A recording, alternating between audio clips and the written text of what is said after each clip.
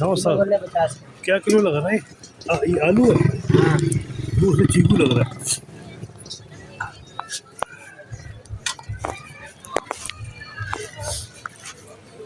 सही है, ये पकने वकने में सही है।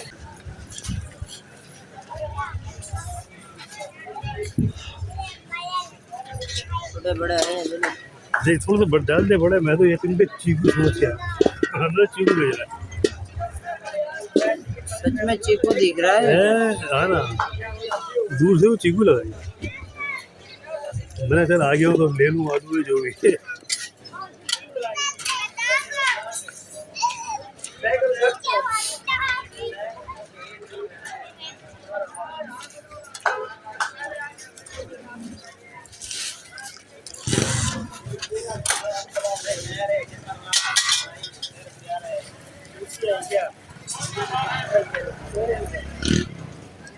चलो मेहरबानी।